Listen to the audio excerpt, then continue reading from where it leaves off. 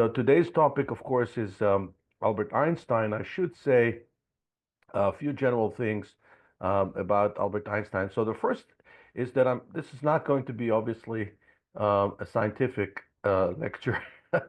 I'm certainly not qualified to talk about Albert Einstein's theories. I'm sure so many of you heard the story about Chaim Weizmann, which he actually writes in his own memories. That Chaim Weizmann recruited, we'll talk about that later today. He recruited Albert Einstein to help with the Zionist enterprise. And one of the things that they did, they went to America in 1921 on a boat to raise money. And that journey lasted about 10 days. And Weizmann writes in his memories that for the entirety of those 10 days, Einstein was lecturing him about his theories, and he said one thing for sure, I didn't get it, and I'm not so sure that he does. That was Chaim Weizmann's observation of, after 10 days with Albert Einstein on the boat. So the first thing to remember is that there's not going to be any science here. Second is that Albert Einstein is a product of pre-World Wars Germany, which produced some of the greatest scientists and made contributions across the board. And most of the scientific publications of the time were published in German. And Germany was, along with the Great Britain and France, and to a lesser extent, Russia before the war, the countries that produced the knowledge that mattered. The United States was not yet a superpower. What made America such a great superpower, such a great producer of knowledge, is the fact that America, for reasons that we don't have the time to discuss, was forced to save Europe twice. In that process, the United States had to develop mighty manufacturing capacities. The third thing that we need to remember when we talk about Albert Einstein is that Albert Einstein, and obviously the title here implies where I'm coming from and where I believe most of us come from. But Albert Einstein today, in the spirit of the exploitation and the circumvention of historical contexts, is being used by the anti-Zionists. For example, the whole conversation about his last speech, the one that he wrote in 1955, we have excerpts from that speech here in this presentation. People are developing this conspiracy theory, the anti-Israel crowd, that the speech was never finished because we, the Zionists, basically erased from history the pages in which he's critical of Israel. And mind you, in 1955, Israel was 7 years old. Albert Einstein was not critical of Israel. He was critical of the very idea of nationalism, and you'll explain why in that context. So that's the third thing to know. The last thing to know is that we are going to be talking about Albert Einstein's biography, but really the main focus of and the idea of doing this presentation was born out of the big success that we experienced creating an official national home for Albert Einstein's archives in Jerusalem, which hopefully within a year or two, all of you will be able to physically visit. It's one of the crowning achievements of the program that I conceived 25 years ago called the Brand Israel Program. So with that in mind, let's just jump right into it. He wrote that he had a humble admiration of an infinitely superior spirit that reveals itself in the little that we, with our weak and transitory understanding, can comprehend, which is common among scientists. Scientists argue, one of them was the great Yeshayahu Leibovich, who had, if I'm not mistaken, 7 different PhDs. Leibovich also argued the same thing, exactly the same thing, that the more he studies about the complexity of creation, about the complexity of being, the more, especially in biology and chemistry and physics, the more convinced he becomes that there's some grand design that is beyond our human comprehension. And that spirit some people refer to as God, as the Almighty. He's referring to it as some spirit hovering above the world, and which our brain cannot comprehend. And so I think in that regard, you could say that he was not an atheist in the classic sense of the world. So he had a Swiss period, he had a German period. During his Swiss period, he worked in a patent office in Bern from 1902 and on. Einstein, 1902 is the year where Theodor Herzl is publishing his utopian publication. Theodor Herzl is describing the future Jewish state and what will be its strength, what will be the strength of that Jewish state. And in Herzl's mind, the Jewish state is not even going to have an army because it will enjoy the support of the powers of the time, which was in accordance with his own diplomacy. You know, as we discussed, I believe, in this forum several years ago, Theodor Herzl lobbied the great powers of the time. That's why he wanted to meet with the Turkish Sultan. He wanted to meet with the Kaiser. He wanted to greet the Kaiser in the Holy Land. There's a famous story about how he orchestrated the first meeting with the Kaiser in Mikveh Israel, which is an agricultural, today is an agricultural boarding school south of Tel Aviv, near where my hometown of Cholon. And he invited a photographer to document that historical meeting, which took place, if I'm not mistaken, in 1898. And the photographer missed the picture, the one picture that he took, the Kaiser arriving on his horse. And the only thing that you see from Herzl in that picture was the very tip of his shoe, of his left shoe. That was the only thing. And so what they did in order not, and that's the first known instance of what we call fake news in modern media. What they did was the photographer, after the Kaiser left, he took a picture of Herzl standing with his hand like this, greeting him. And then he superimposed the two and created the picture that we're all familiar with of Theodor Herzl greeting the Kaiser. So Theodor Herzl was very big on international diplomacy.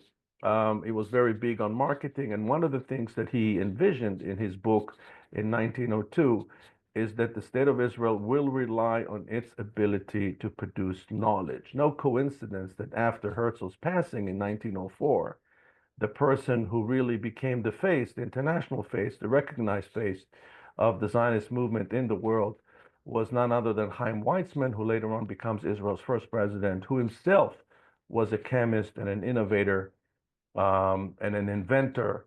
And he's the person, the person who introduced him to Albert Einstein was Blumenfeld. And he's the person who really was able to recruit Albert Einstein to the Zionist movement. So 1902, when the young Albert Einstein begins to work for the Swiss Patent Office in Bern, Theodor Herzl is actually releasing to the world his vision for the Jewish state, and Albert Einstein unknowingly would play a very big role in implementing it. 1905 is known as the miracle year in his biography. Why? Because he published 4 groundbreaking papers. For the first one of them, he received the Nobel Prize. He won the prize in 1921. He received it in 1922 for the work that he did in 1921. Why that delay? Because he was in Japan. The general theory of relativity that is synonymous with his name was presented years earlier in 1915. And of course, we're not going to go into what it actually means. As a result of the fame that he received because of his scientific breakthroughs, you could say in terms of branding, and we are talking about brands tonight, that Albert Einstein in his life became one of the biggest brands in the world. And what's amazing is that many, many years after his passing, and he died in 1955, the brand still holds. So even today, especially in countries like China, Korea, especially in countries in Asia, Albert Einstein is being held as one of the strongest brand names attached to any human being. So it is a famous saying, which I believe is empirically true, that in Asia, Albert Einstein is bigger than Jesus, because we in the Western world tend to consider Jesus as the biggest human brand name ever. As a result, he traveled extensively, delivered lectures worldwide, became like a celebrity, but a scientific celebrity.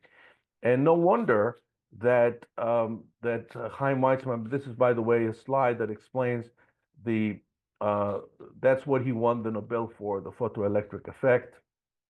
We will not go into that, uh, but we will just say that that's the reason why he was recruited by Chaim Weizmann. In 1933, he flees Germany and comes to the United States. He joins the Institute for Advanced Study, which is located at Princeton University on campus, but it's an independent institution. It's not part of Princeton University. A lot of people make that mistake and they think it's part of Princeton University.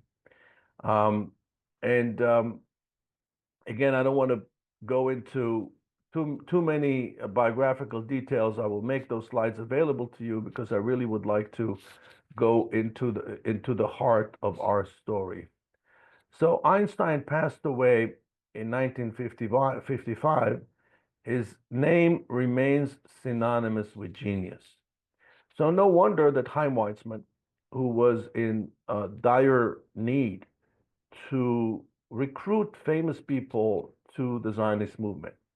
Why the need was so dire? And I think that we touched upon this before.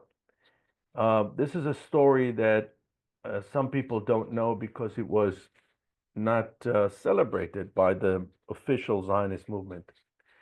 So when the migration from Eastern Europe begins, when your grandparents, and your great-grandparents decide to move from Eastern Europe to North America, is about mid 19th century and more intensely towards the end of the 19th century and the early 20th century. For example, my wife's family came to Ohio in the 1860s, right? From the other side of her family, her grandfather was born in San Francisco in 1898. So his family arrived earlier than that, right? And I'm sure that many people on the call have the same experience. So it is estimated that between 1850, more or less, mid 19th century, until 1924, when the Johnson-Reed Immigration Act was introduced, was passed. And the Johnson-Reed Immigration Act was not primarily designed to block the migration of Jews, but also of foreigners in general. So, right, was the same argument as today, by the way. The newcomers are bringing crime with them, they're taking our jobs, and so on and so forth. There was a very strong anti-immigrant sentiment back in the early 1920s. So it was designed to stop Italian immigration, as you know, Irish immigration, Eastern European immigration, and Chinese immigration. And so during that more or less 75, 80-year period, over 2 million Jews came mostly to the United States. 2 million Jews. The biggest Jew of the time, the wealthiest Jew of the time, if you want, the Elon Musk of his time, was Baron Hirsch. The Baron Hirsch, who came a bit after Montefiore. Montefiore was a Zionist in the classic sense of the word. He wanted to settle the Holy Land. Unlike Theodor Herzl, they didn't believe in that. But Baron Hirsch, who gave money to some Zionist organizations, he chose to settle Jews, to bring Jews from Eastern Europe and settle them in North America and in some cases in Latin America, in Argentina. But he never settled Jews in Palestine. So while 2.1, 2.2 million people are migrating, the largest migration in the history of our people is happening during that window. How many Jews come to Palestine to fulfill Theodor Herzl's dream, or the dream of the presages of Zionism? That's when my family came. My family came in 1874, before Theodor Herzl. But my family came because they were exposed to the presages of Zionism, right? To Rabbi Kalischer, to others. The presages of Zionism came from all walks of life. There were socialists among them, and there were Orthodox rabbis among them. In the case of my family, they came to Jerusalem simply because they were very religious people. So Chaim Weizmann is acutely aware of the fact that here we have a movement that is presenting an idea, a very compelling idea, that was unfortunately in recent years, thanks to Western academia, negatively branded Zionism. What is Zionism? If you believe that the Jews have the right for self-determination, if the Jews have the right to be independent, you're a Zionist. Martin Luther King was a Zionist, Winston Churchill was a Zionist, and Albert Einstein was a Zionist, right? Because Zionism is very simple. Later on, some academics like Edward Said and others attached to it all sorts of questionable, and if you ask me, completely fantastic from the word fantasy theories about colonialism and imperialism. And I think I mentioned it to you that the Jews that came to Palestine, they were not bloodthirsty colonialists. What was the first higher learning institution that they chose to establish in the Holy Land? It was a school of art in 1906, the Bezalel School of Art.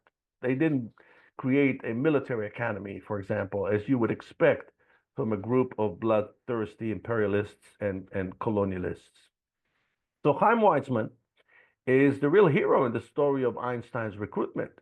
The equivalent would be, imagine if today we're able to take someone, the biggest name in the world and turn him into an intimate friend of the state of Israel.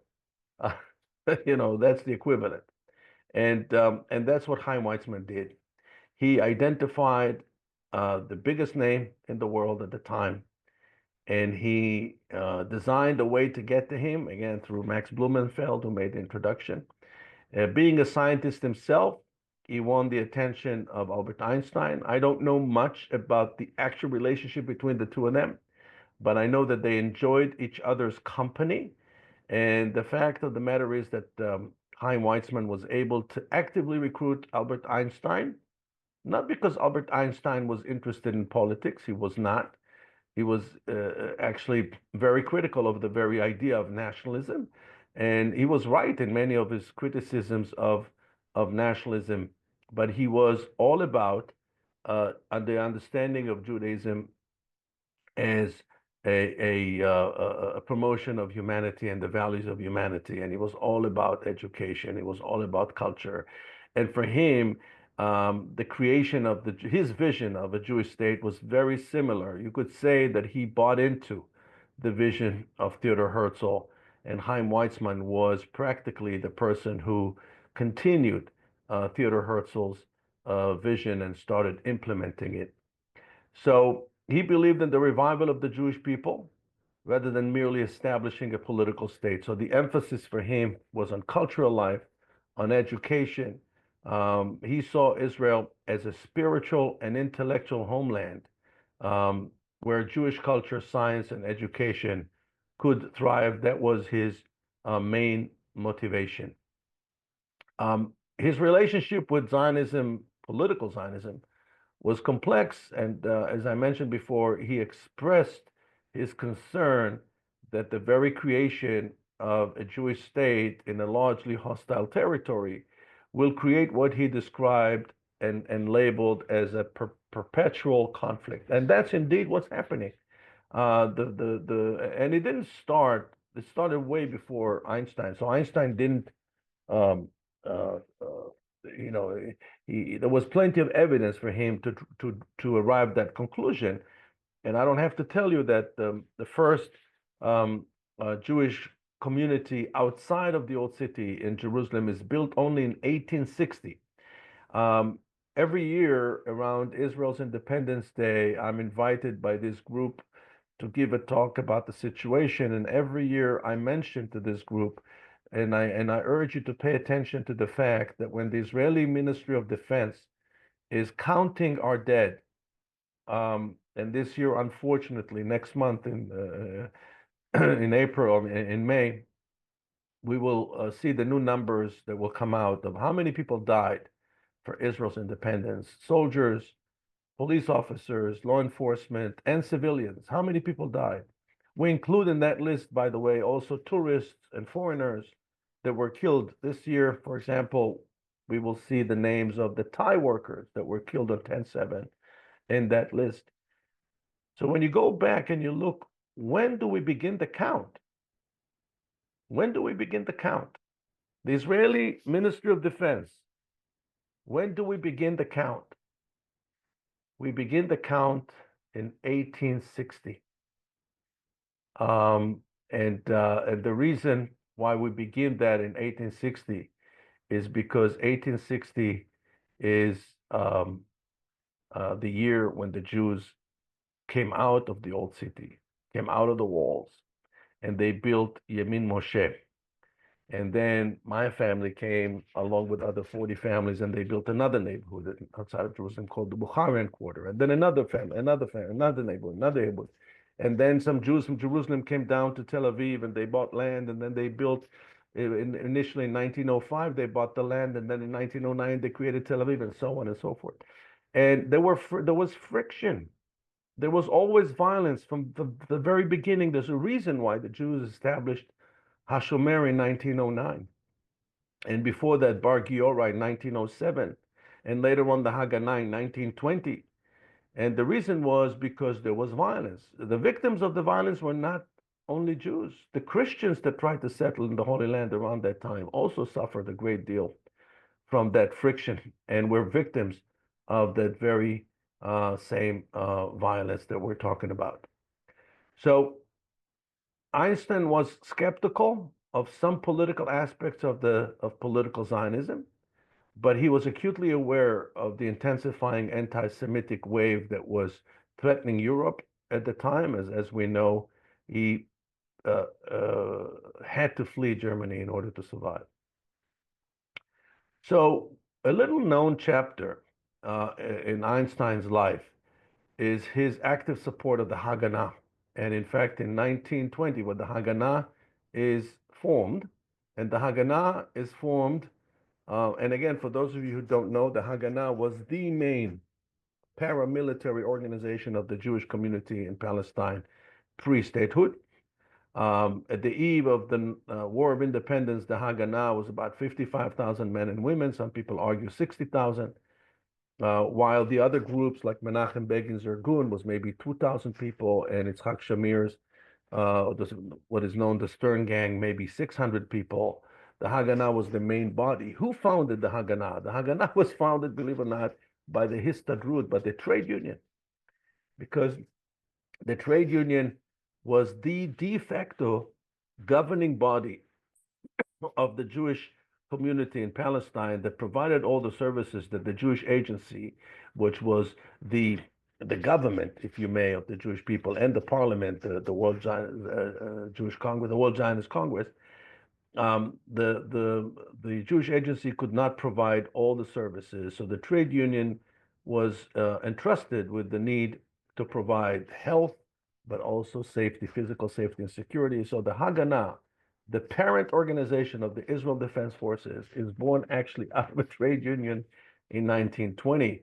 It's an interesting fact. So they recruit him, Albert Einstein, to support a fundraiser for the Haganah. And his support is in the form of a letter that will be auctioned. And the letter is auctioned right before Israel's independence, and they auction it for $5,000 at the time is a very significant amount of money. I'm told that all in all, Albert Einstein was involved in raising hundreds of thousands of dollars for Israel and the Zionist movement between 1921, when he goes to America with Chaim Weizmann, until that episode in the late 1940s. When finally the State of Israel proclaims its independence in May of 1948, Einstein is quoted as saying, "This is the fulfillment of our dreams," right? So again, for those who argue that Einstein was very critical of Israel's very existence, He saw it as a fulfillment of our dream. Einstein was involved in two main projects in the Holy Land. Um, when we look at um, the corpus of his work in the context of helping the Zionist movement. Now, one was his pet project, which was the creation of the Hebrew U. The other was another project he was deeply involved in, but I don't think he was that involved. And that was, of course, the creation of the Technion, which in the spirit of those days was established first as a German institution. And Haifa, which is the home of the Technion, was very attractive to newcomers from Germany. The scientists, the engineers spoke German. It was for a long time the language on campus. And so he felt very much at home in Haifa, helping them to build the Technion. So his involvement with the Hebrew U was not only on the side of raising the money. Albert Einstein went with Weizmann to raise the money, but then, and here you have some historical pictures from the archives of the Hebrew University, but then he was convinced by Chaim Weizmann to come to the Holy Land to break ground in Mount Scopus. So a lot of people think that the original campus of the Hebrew U is Givat Ram, which is on the west side of Jerusalem, but no, actually the intent was to build a campus in Mount Scopus. And so in 1923, they break ground in Mount Scopus. Here you can see in this picture, so you can see Chaim Weizmann and Albert Einstein with his wife Ethel. And this is the barren hill look at the crowd that convened. He was accompanied by some other famous people at the time, like Sigmund Freud and Martin Buber and Yehuda Leib Magnus and others. This is the only time that he visits the Holy Land in 1923. And this is his contribution. So it's not just that he raised the money for it. He delivered the first inaugural lecture of the university, which is a very, very distinct honor. He served as the university's first chairman of the board, albeit honorary. So he didn't have any fiduciary responsibilities, but he was the honorary chairman of the board. Again, lent his name, the biggest name at the time, lent his name to a university that was just built. And the most important thing, of course, is that the university today, and I know that we are joined here, I just saw in the comments, we are joined by Manette Malevsky, my dear friend, who's the chairperson of the Canadian Friends of the Hebrew University. And we will talk a lot about the Canadian Friends of the Hebrew University when we come to the story of the museum. But Albert Einstein is giving his name to the Hebrew University. And today, the Hebrew University is one of the top universities in the world. I don't know if you know that, but there is an index coming out of Shanghai that is ranking all the universities in the world, and is ranking the universities not only by the number of citations, which is the classic way of ranking, but also by the number of foreign students that are interested in coming to study in that university, the number of foreign faculty that is interfacing and interacting with the university, and so on and so forth. And so, believe it or not, the state of Israel that has only 10 research universities, 9 of them are state university. We have only one private university called Reichman University. And we have another 35 colleges, but we have only 10 research universities. Not a lot. We have only 10.5 million people. In the United States, for example, you have 5,500 universities, 21 million students, right? These are huge differences. We have in the top 400, 6 universities of the 10. We have in the top 200, 4 universities of the 10. And in the top 100, we have consistently 2 universities, Hebrew University and Technion. Incidentally, both created with the help of Albert Einstein. And the Hebrew University, in many of those years, is ranked in the top 50 of the universities in the world. Now, if you ask me, as someone who's teaching in universities and experienced, several different academic environments, this is an unprecedented achievement. The ability to produce a university that within 100 years is becoming one of the top universities in the world is just inconceivable to me. And it all started with Albert Einstein giving his name to what he conceived to be the most important thing Zionism can do, which is turn the future Jewish state. And remember, they were doing all of this. They did not know when Israel will, in fact, become independent. So they were working and operating in a very extreme environment of uncertainty. They had no idea when Israel's independence will actually be proclaimed. Right? As far as they were concerned, the British mandate could go on forever. So Albert Einstein is also involved with the Technion. The same visit, he comes to the Holy Land to visit Jerusalem. He also goes up north to Haifa. He was called then the Technikum. Technikum is a German word, later on changed into the Technion. And he plants a tree. And I'm told, I don't know if it's true, but I'm told that the tree still stands today in front of the old Technion building in Haifa. So if you go to Haifa, you're more than welcome to try and look for that tree. But then when he goes back to Germany after this visit, he agrees to serve as the first chairman of the German Technion Society, which we all know from North America, a very successful group that raises hundreds of millions of dollars for Technion every year. And he later toured America to raise funds, and he said, I do what I can to help those in my tribe who are treated so badly everywhere. So he did have a sense of belonging to a tribe. So he was not religious, he was not necessarily a political activist. He just used his fame to do the right thing. And indeed, he did the right thing.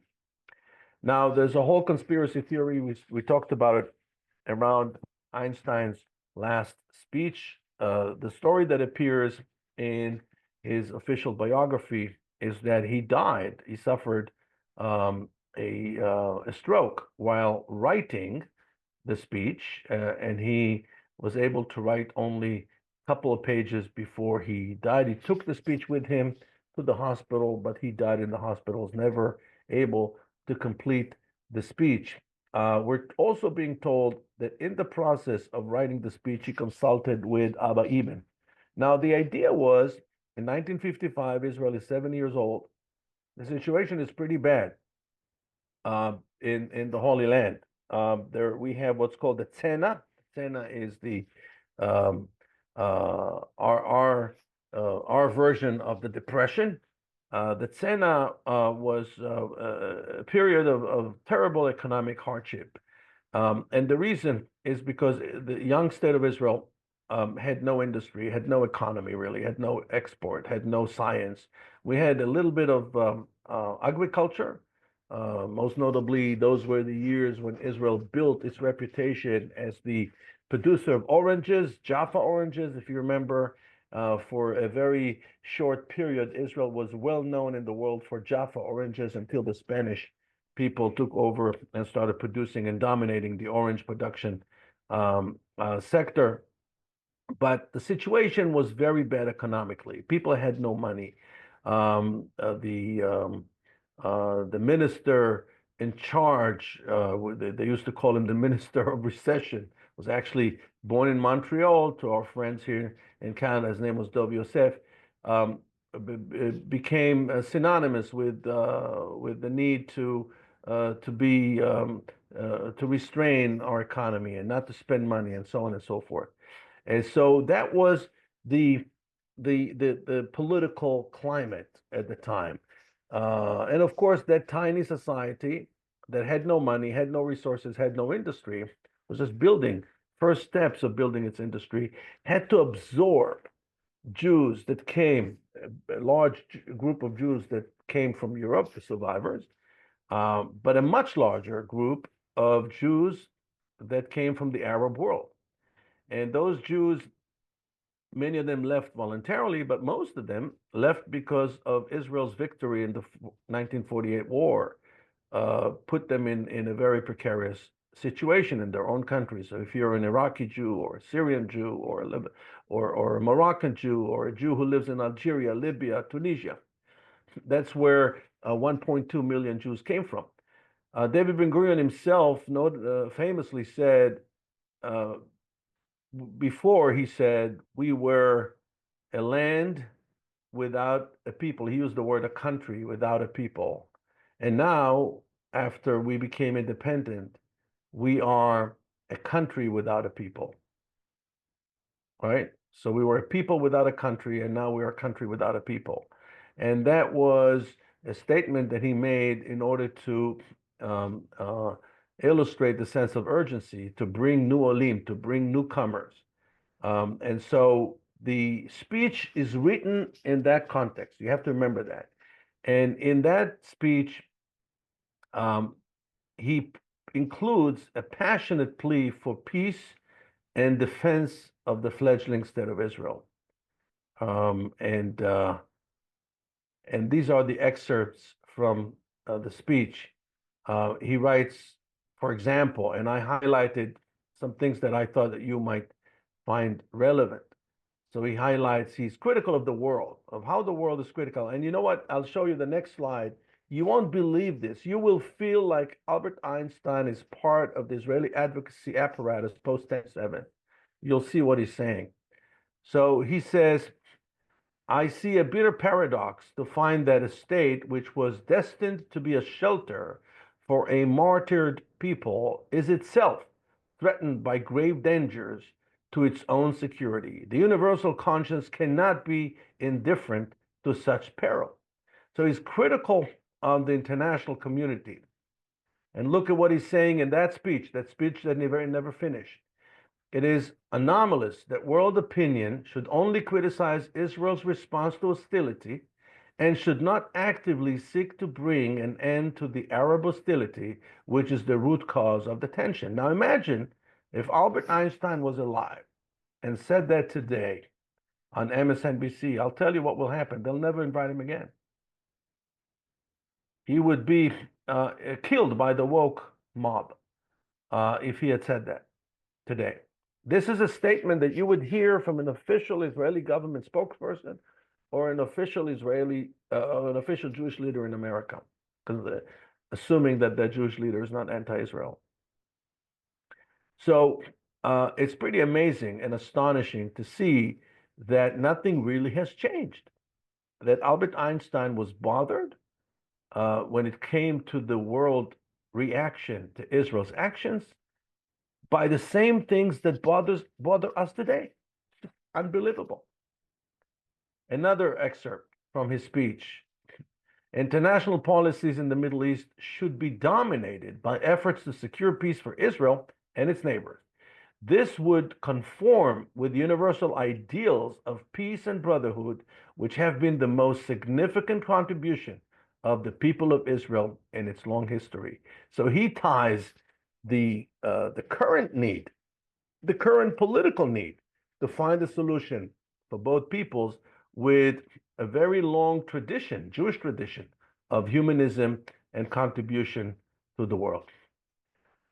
So here comes the story, and I'm so glad that Manette, my friend, is here on the call as well.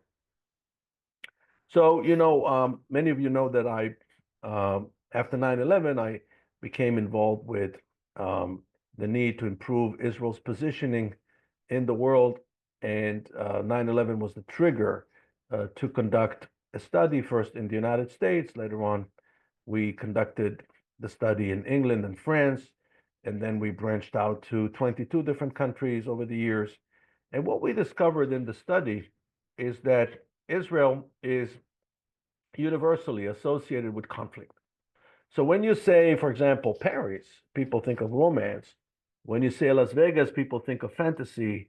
When you say Brazil, people think of fun. But when you say Israel, people think of conflict, bloodshed, tension, strife, danger. And and I said to myself, this works against the very basic logic of marketing. Marketing is about promoting your qualities. What is your offering? What is it that you bring to the table? What is your relative advantage? And I came to realize that Israel was trying to do something that can never succeed. Israel is trying to thrive and prosper by highlighting its deficiencies and weaknesses. And so we asked ourselves, what is the one thing that we can tell the world about Israel that the world will say, ah, that thing makes sense, it's attractive and inspirational. And our research discovered beyond any doubt that narrative that we can tell the world about Israel and that the world will love and view as attractive and inspirational and credible is the story of Israel's unique creative spirit. How the Israelis are able to create in the face of adversity, are able to create when they have so many physical challenges, how they're able to be so creative in all walks of life.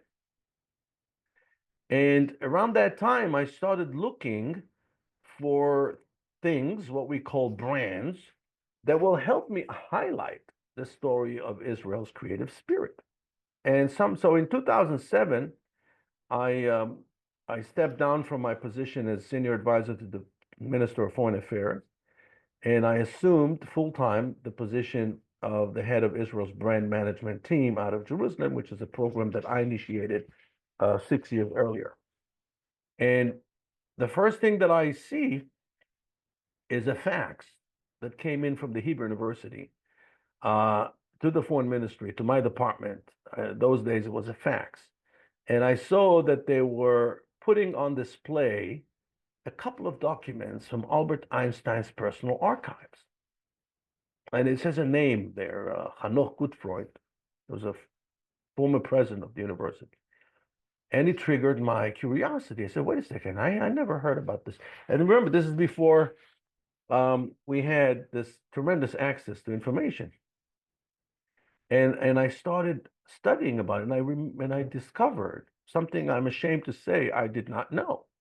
I had no idea that Albert Einstein left his entire archive to the Hebrew University. I did not know that. But once I realized it, I said to myself, oh my God, we have an opportunity to officially link this great brand, Albert Einstein, to brand Israel. This is a golden opportunity because he truly left his archive to the Hebrew University. This is not a fabrication. This is a fact. This is a fact. And we need to celebrate that fact. Now, what is more natural to celebrate this fact than actually putting it on display? We need to find a home. So I write a plan for Israel as a brand, and there are many, many infrastructure level projects in that plan. And that plan includes the idea, which I'm sure other people thought of too, but none of them was able to execute it, to create a museum that we will be the proper home. And in my vision, of course, the museum had to be on campus of the Hebrew U. And in my vision, the museum would be a major tourism attraction because it would include all those papers of all the theories, the theory of relativity and so on and so forth, the theory that he won the Nobel for, but also personal items that he left the university, 80,000 items altogether, including his personal record album, including his desk, his chair, everything that he owned in his private space, in his study, he left to the Hebrew University. And so I started rallying around the idea. So the first thing that I did, I wrote a plan, and I was looking for people I had no access to the prime minister at the time, but I did have access to the president of the state of Israel at the time, Shimon Peres. In 2008, I made sure that he would see the plan. Peres loved the plan. He immediately went to the media with it, and he recruited a very famous British architect to build in Jerusalem a museum that would look like Einstein's head. That was his idea. That was Peres's idea. And it made it to the newspaper. It was a very nice story, but nothing really happened after that story was published. In the summer of 2008, I was sent to Toronto to replace the consul general who had to be in Israel for a few weeks. And he said, I'm staying for one day in Toronto with you just to show you, to introduce you to a couple of people, show you the office. And I went to Toronto through New York, and I stopped in New York, and I had lunch with the representative of the American Friends of the Hebrew U. And I was telling him about my passion, my vision for this museum. He said, it's the archive. We need to find the money to build that museum, and we will get the government to participate and so on. And it was very nice. It was very sympathetic, but he wasn't open to the idea because for him it was a major, and you have to understand, here comes this Israeli diplomat who's never raised a dime in his life, suggesting that this guy who runs the American Friends, will raise tens of millions of dollars. He wasn't very happy about this idea. So as you can imagine, he kind of brushed me off. And so I go to Canada, and the consul general says to me, tonight we're having dinner at the home of the representative of the Hebrew University in Canada. His name is Rami Kleinman. And I said, oh, this is funny. I just had lunch with his colleague from New York. And so we go to Rami Kleinman's house, and I tell him about my experience with his colleague in New York. And I said, look, to me, it's inconceivable. How come you guys don't get it? I mean, this is also, it's not going to be that difficult to raise money for it because Einstein is such an attractive brand. And Rami immediately says to me, oh, well, I'm not saying, I'm your partner. We're going to do this together. And we did. And so we started rallying around the idea of let's connect Israel with brand Einstein. And it was a very long journey that included, I dare to say, hundreds of lectures.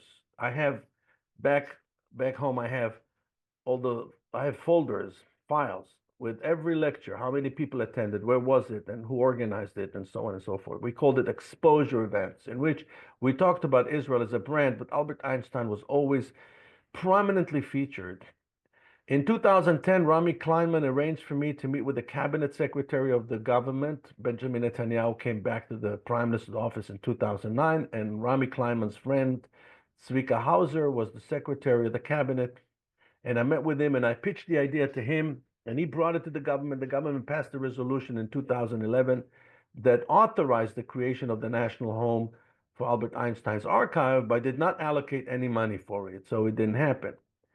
And so things, and we always kept Einstein on our mind. And then in 2016, I retired from government. And one of the things that I did, I formed some sort of a business arrangement with this art collector from New York, whose name is Jose Mugrabi. Jose Mugrabi was born in Jerusalem. In fact, in Agrippas, you can see him here in the middle picture. He's with his sons, his two sons, Alberto and David, and here's with his beautiful wife, Mary. And here on the right-hand side is the day we broke ground for the museum in Jerusalem with the president of the university, Asher Cohen, and others.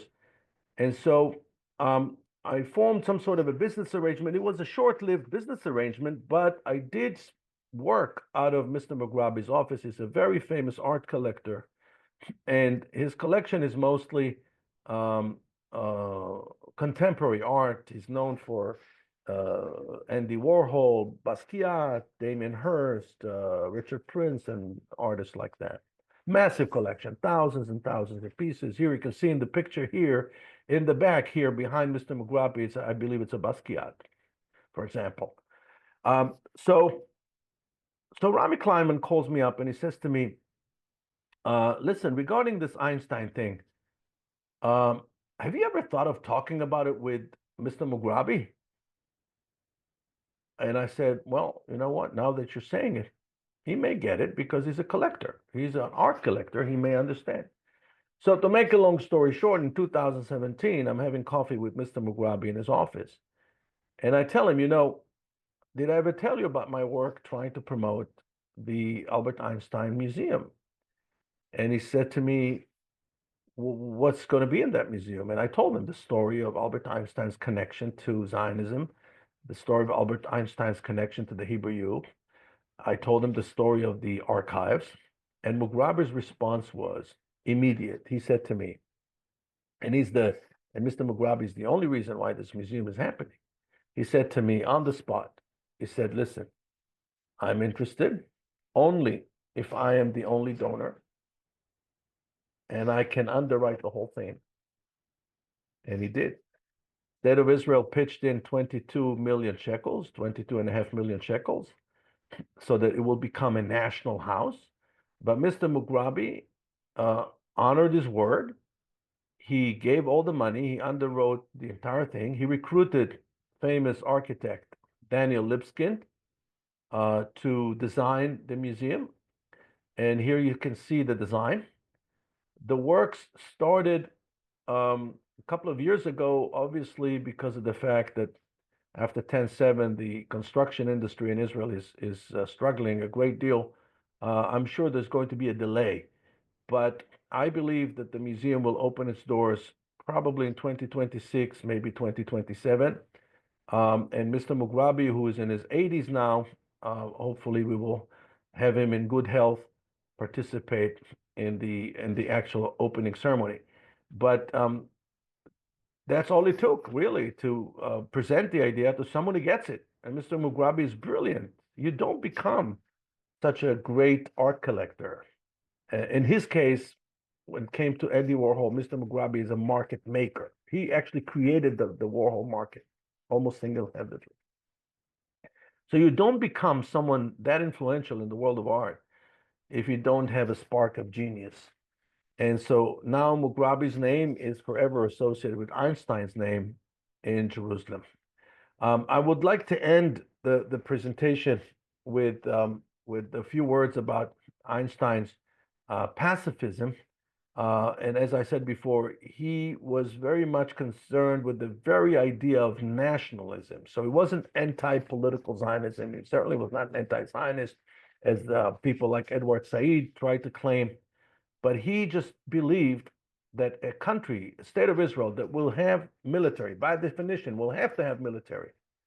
This could lead to a perpetual conflict with the Arab population in Palestine. In that regard, Albert Einstein was right. The question is, what was the alternative? And the truth is that there's no other alternative. If we want to live in that part of the world, and we want to thrive, and we want to prosper, and we want to have universities, and we want to excel, we also have to be able to protect ourselves. And we must have an army. And last anecdote, after Chaim Weizmann died, he's offered the presidency, and he wisely declines. He claims that he doesn't have the natural aptitude and experience for political leadership, but more importantly, he was not even an Israeli citizen. So he didn't feel comfortable with the very idea. Einstein's contribution, the fact that he was able to give his name to create such massive educational and scientific and academic foundation, is one of the main reasons that allowed Israel to successfully overcome the Arab economic boycott of 1945, to the point the boycott turned from a curse to a blessing, because the boycott forced Israel to create a knowledge-based economy, thanks to, again, Albert Einstein.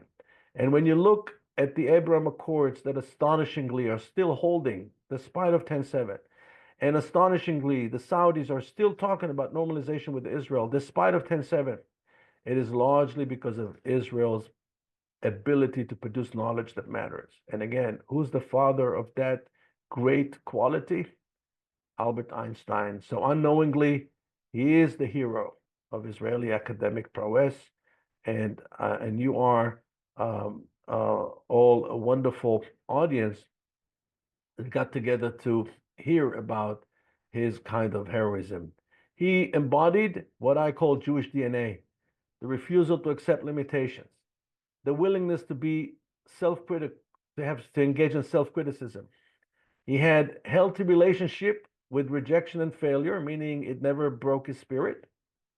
and he put an emphasis on the need to solve problems. And remember, the most important thing, he did all of that with no budget, only used his own imagination, thought experiments. He didn't have a lab, he didn't have a staff, he didn't have a budget, he didn't have a big money person behind him. He just went to the field, sat under a tree, like in the movies, and used his brain and used his thought experiments to change the world. Thank you so much for your attention. I'm happy to take some questions. Ido, we have some great questions, and wow, I just want to say, wow. We always learn so much from you, and people are thanking you. You answered a lot of the questions that came in, but please express our gratitude to the Mugrabis and our gratitude to you for your passion for it, for the museum, and for sticking with it. And I'm so excited. You said 2026, you think it will be open, right? Yeah. Amazing, amazing what you bring to us. Thank you so much. A few quick questions, Ito. What can you tell us about his personal life? Anything in particular that you, So, there's nothing I can say that you don't know already, but he was a man who loved music. We know from what he left the Hebrew University that he loved jazz. We have his record collection. We know that he had a great sense of humor. And he was to the extent you can say about someone like Albert Einstein that he was a normal person, he was a normal person. So there was, he was a humble person. He didn't live lavishly. We just we even had a chance. I don't know if Monette was there with me, but in Texas, I met the woman who was married to his nephew. She's still alive, and she had a career as a public speaker about Einstein. She's still probably, if you Google her name, you'll find her. amazing, amazing. Couple notes in the chat. Professor Gutfreund, and I'm probably messing his name up, Good point. Yeah, deserves, yeah, much credit for taking care of the Einstein archives. Bernie correct. Schuster commented, David Milch, thank you, Ido, for your mission critical role in conceiving, organizing, and soon realizing the wonderful new Einstein archive in Jerusalem, and for all your work helping properly brand and effectively communicate the value and the truth of Israel.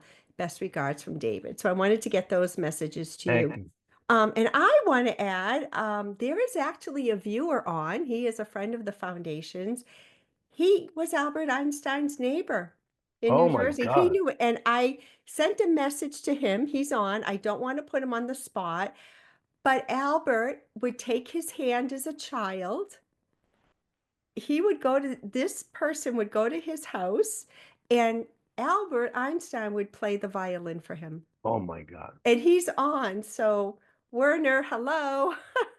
That's He's that's an amazing. incredible Incredible, story. right? What a story. And actually we featured Warren Werner Salinger last year in International Holocaust Remembrance Day. And that's just such a beautiful, beautiful anecdote about Albert Einstein, the human side of him.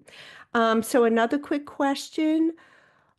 Did he speak English before he came to the United States? Do you know? I don't know, but his English was pretty good. You can Yeah. has heavy accent, but there are Yeah. movies on YouTube which I watched in preparation for today, in which he's talking, including one is talking about the Hebrew U. Such a Wow. video on YouTube. So there's a wealth of information on YouTube. Okay. Here's a really interesting question, Nito. Um, what would you ask him if you had the opportunity to ask him a question? That's a tough one because I'm interested in things that are not related to exact sciences. I'm interested in, the state of the world. I'll probably ask him um, if because what we're seeing now, and again, I'm saying it very cautiously because I don't know, things are still unfolding. But it seems to me like that the new strategy of the United States is understanding that it was overstretched, and we're no longer in that unipolar world of after 1990, Mm. where the United States is the only superpower left. So there are challenges emerging, and the United States' main attention should be focusing on China, and China is the problem, and therefore the United States wants to disengage from the Middle East, wants to disengage from Yeah. Eastern Europe, wants to disengage from other parts of the world, and I'm not sure if this means that the United States or this administration would like to take us back to the days before Sykes-Picot, um, before World War One. Sykes-Picot was during World War One.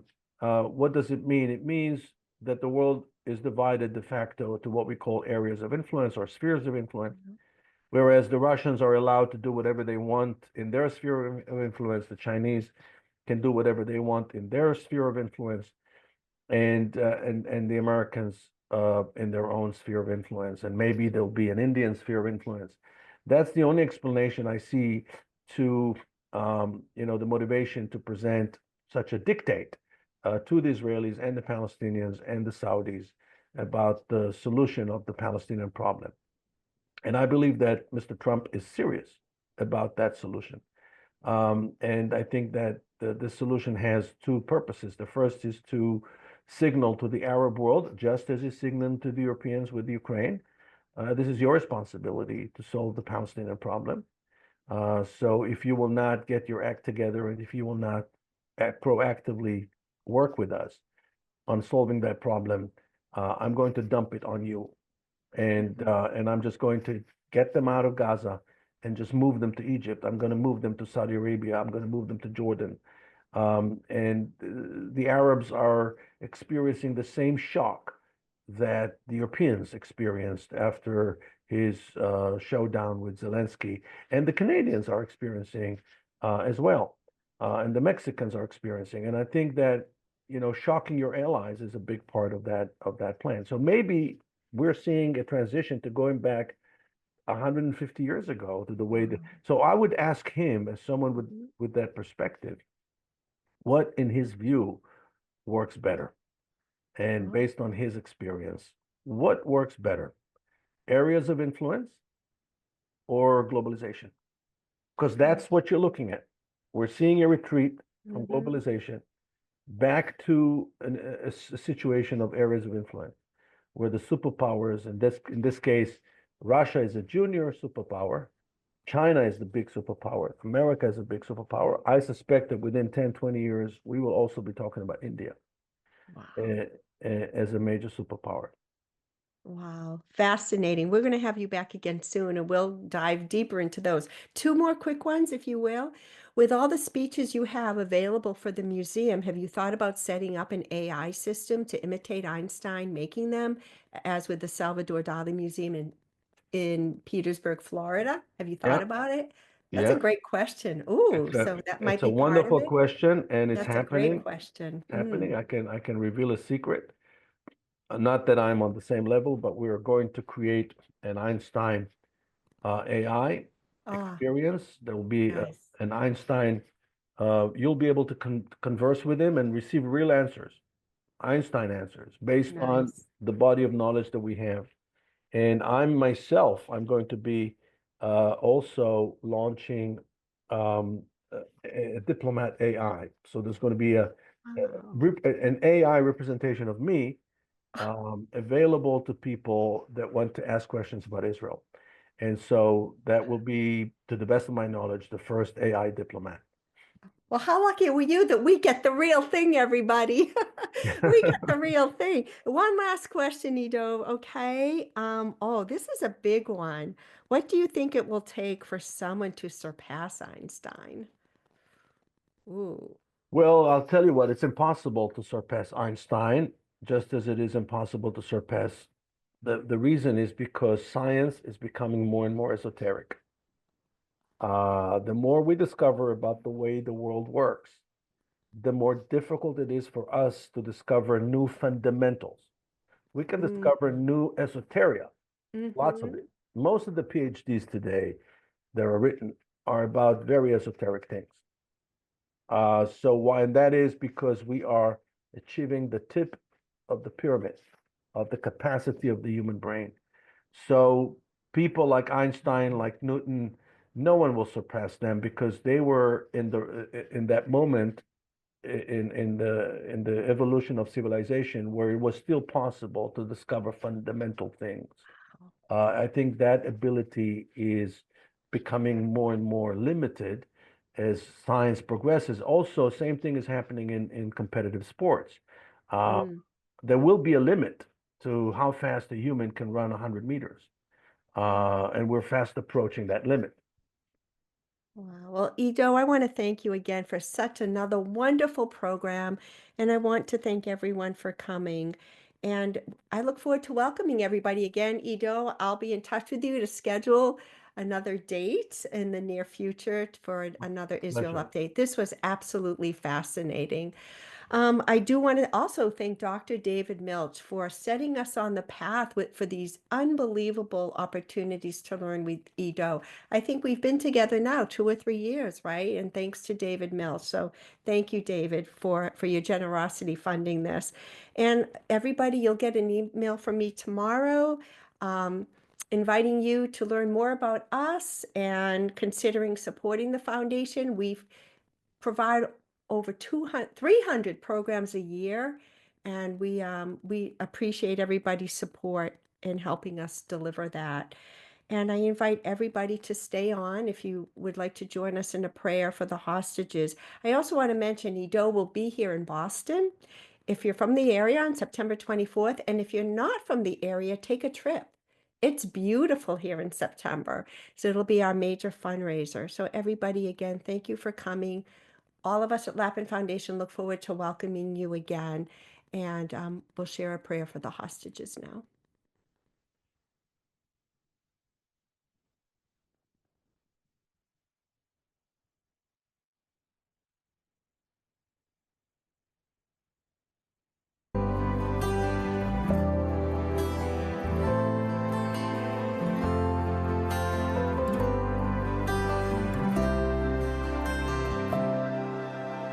מי שברך אבותינו אברהם יצחק ויעקב יוסף משה ואהרון דוד ושלמה הוא יברך וישמור וינצור את אחינו בית ישראל את אחינו בית ישראל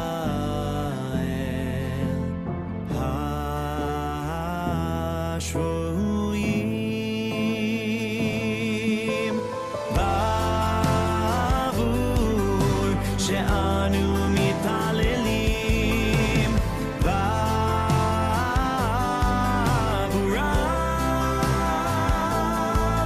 הקדוש ברוך הוא ימלא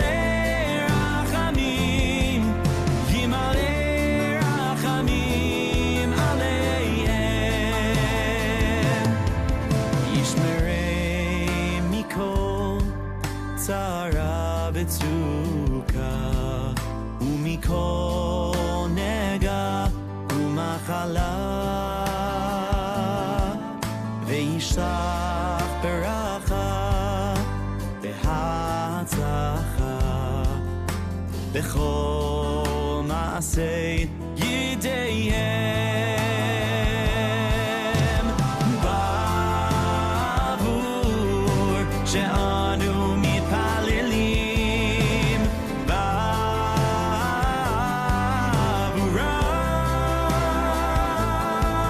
הקדוש ברוך הוא ימלא רחמים עליהם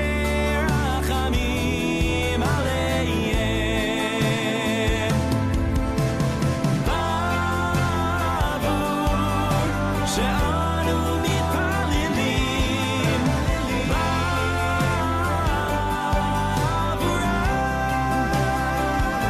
הקדוש ברוך הוא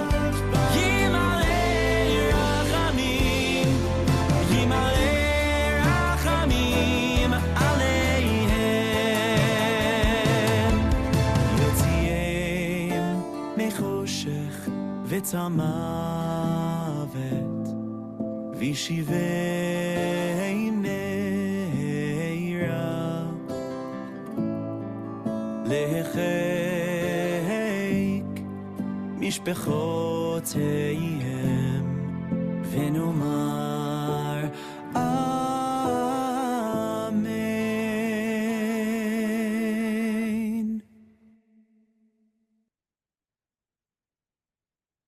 And may they come home soon. Good night, everyone.